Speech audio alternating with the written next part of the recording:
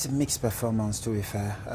Obviously, Morocco probably was the best playing team, in the term of playing and keeping the ball and matching up everyone. Morocco, they were unlucky to lose the first game against Iran, by their own goal. That literally put them far behind Spain and Portugal. We always knew that it was going to be difficult against Spain and Portugal, but at the same time, I knew Morocco can literally hold them. Having won the first game against Iran, I think Morocco probably would have surprised people in that group, but losing the first game put you under more pressure. Then you got Portugal follow up, Cristiano Ronaldo, and the boys did well, and then against Spain they did extremely well. I think they should have won it, but that's how football goes. So Morocco was unlucky. When it comes to Tunisia, they were a bit shaky at first against England, but they picked it up. They showed that they had a good level of football, but I think something was missing. That's why they lost against England. England was probably stronger, and they show it towards the end of the game. Now, when you go to Egypt, obviously the loss of Mo Salah straight affected them. It shouldn't really, because we know Mo Salah is probably someone so special, for their team, but they had good players around him. It's not only Mo Salah. They should have thought about it before. Okay, we're losing Mo Salah, but we're still a great team, and I think they underachieve for me, Egypt. Now, Nigeria and Senegal, it's disappointing the way we went out, really, for both of the teams. Nigeria was so close, and I really thought that on the first game of the tournament, they're trying to be defensive. Nigeria is not a team we should be defending. It's a team we should be attacking. And if they had played the last two games the same way, the first game the same way they played the last two games, Nigeria would have gone through. Because I think they were stronger than Argentina. They were stronger than many teams, but they just probably didn't believe it, or the manager didn't trust his players to just go, okay, listen, what, let's go and attack them. Now, Senegal, it's disappointing, because I'm Senegalese, obviously, but what's most disappointing in the Senegalese team is the lack of discipline, I will call it. All them players play in Europe, so there is no excuses. They all been playing there for years, so they should know that there is a difference between winning and drawing a game. And at that side, like when they beat Poland, they were disciplined, and probably because they thought Poland is a big team, we have to show them respect, so they literally really disciplined. They went against Japan, and they lost their discipline. They almost like, we're better than Japan, They went forward, they went first, they scored first, obviously.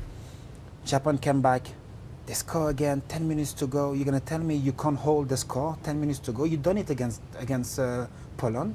Why can you not do it against Japan? I couldn't understand it. If I take the goal again, the ball went back to the keeper.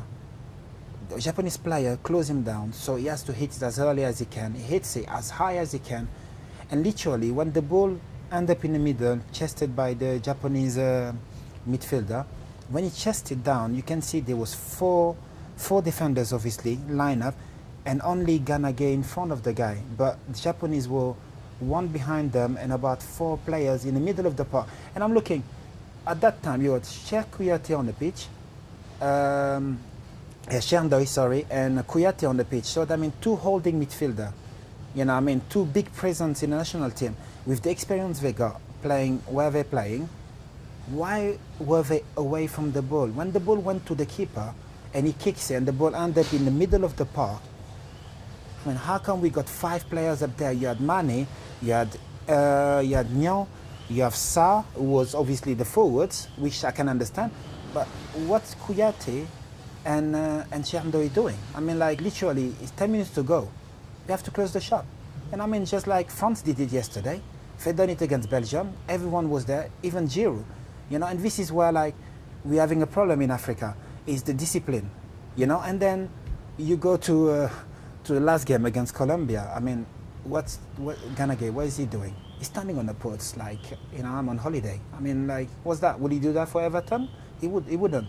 And this is what I'm saying. It's like African players need to learn discipline. What they do in Europe, for the coaches, we should repeat that in the national team, and Africa will have success. But we haven't got enough of that. Yeah, they have enough to do it. you know, but it all comes down to discipline. I mean, the last African Cup, they were kind of unlucky.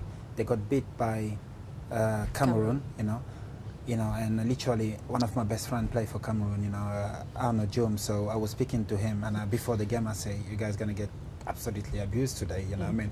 He said, "Don't worry, we got it in the lock." I said, "What do you mean?" He said, "Just watch the game." And literally, Cameroon put 4, 5, and only 1 up front. Literally, they frustrated Senegal's all game, frustrated, and they end up scoring the winning goal.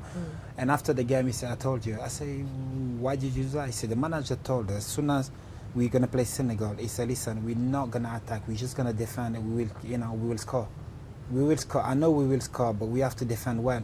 And that's what they did. They literally defended all game just to win the game, to nick it. And they did well, That's discipline again. And again, at that point, the manager was a European manager, so the discipline is there. I'm having big trouble with that, with Africa and the lack of discipline when it comes to football. I've always been told as a football player, especially when you're pro, that the manager is there to guide you, but the thinking must come from you. You have to recognize the situation, recognize the time to be attacking, recognize the time where you should be defending. You have to know you have to know the balance. So yeah, Ali Cisse has done a great job. So I can't blame him for what he has done.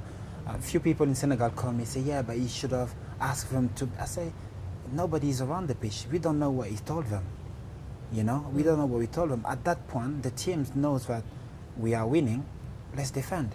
If we concede, we go back forward. But it wasn't the case. If I got only one thing against, not Ali, I've done anything against him, but if I got one critic for him, it will be like, there was a time where Sadio Mane, being captain or not, should have come out of the pitch, because he wasn't giving us what we needed. He was hungry, someone who was literally going to fight, or someone who was going to at least defend. Sadio Mane wasn't giving us any of the two. Yeah, he scored a goal, yeah, he's the big name. It wasn't the Mane we know from Liverpool, and that's disappointing. You have to make, you have to literally, this is a call about discipline. It's like, if we take the courage to take him off, that's it, the mark for everyone is going to be like, "Oh, sugar, that's probably not what I wanted, that's not what I was expecting," and then everyone will liven up straight away. But if you let Sadio, no disrespect, I love him, great player and everything, but he has not been doing it for Senegal, and that's disappointing. Africa is Africa. It's difficult to do everything you want to do in Africa. But me, I always say, probably I grew up in Europe and I've got that mentality, but it's all about discipline.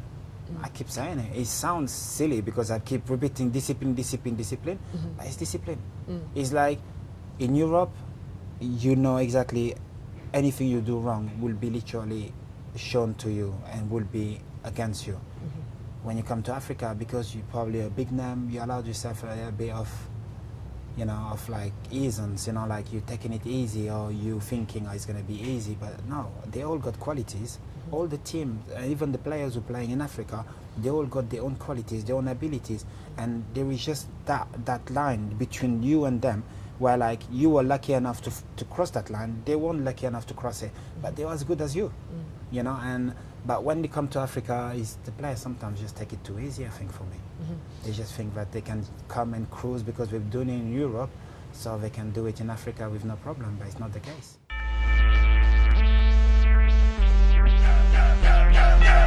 It would be nice to be a recognized coach, achieve what I achieve as a player, achieve it as a manager. That would be a dream for me, But obviously, I will go where the winds take me, really. It's one of his things. I would love one day to represent one nation in Africa. If I could do Senegal, I would be happy. But any nation in Africa to ask me to be the coach or the manager, I would be more than pleased. I would be so grateful. But at first I think I probably will start, with Europe, trying to put my grade there until someone calls me in Africa, and then take it from there. I expected it, the quality we got in France is just humongous, it's just amazing. So much talent, they all got their own individuality, but they all got also you know, the discipline and the education of Europe. You know, only big names in France is one of his things. I think probably they were the most complete team at the World Cup. You know, they had from the goalkeeper to the front man, they had only experienced players. You know, even though they're young, they all play at the highest level for the biggest team in the world. You know, so what happened was expected. You know, you wanted probably Germany to be around, you know, and Brazil, obviously, Belgium, they were there. You know, England showed their strength this year, you know, great generation as well. Yeah, I mean, Croatia came as a shock, but as a team, you know, there is nothing shocking on what they achieved, but literally it's one of these things. When you call Croatia against Brazil or Croatia against another team, you're thinking that, yeah, they got a good, you know, good team, you know, but as individual, they won bigger names than England, they won bigger names than Brazil or Belgium, but still achieve a great deal of football, you know what I mean, which is great.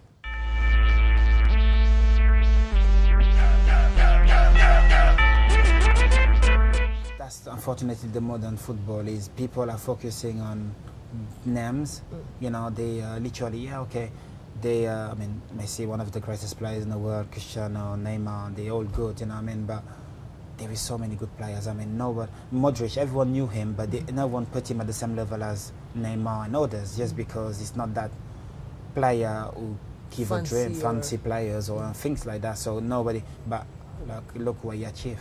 He carried his own team. So that's what probably the news need to stop doing, is to bigging up all the players. You know, every player got something. It's not because the player is able to not make two players than is the best. You know what I mean? The best players are the one who can literally fit into the team and carry them all the way, just like Modric did.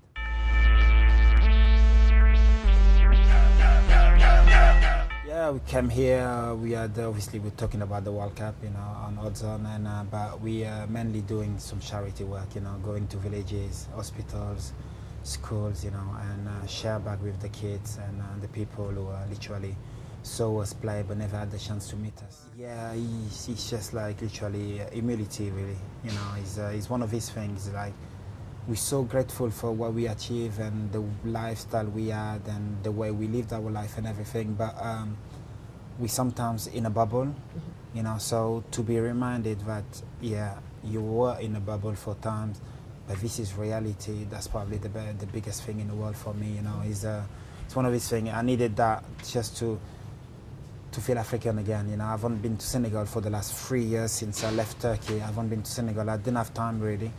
But to come to Uganda, you know, is almost like being in Senegal, you know, and to be reminded of the people you left behind, not really by choice, you know what I mean, but the people you left behind, the people who are there living their own life, you know, but not the lifestyle you want. And, you know, to be fair, I was saying to Emmanuel the other day, I was saying to him, you know what, you know, I was complaining in London because I didn't know what to do with my life now. Football is over. I was coaching. I was bored of coaching. You know, I wanted to be a manager. I wasn't getting the opportunity because I'm not qualified yet. So I was getting frustrated with myself and everything. And I got here and I'm like, you're frustrating about your life. Are you having a laugh? You know, and like literally put me straight back into like, you know what?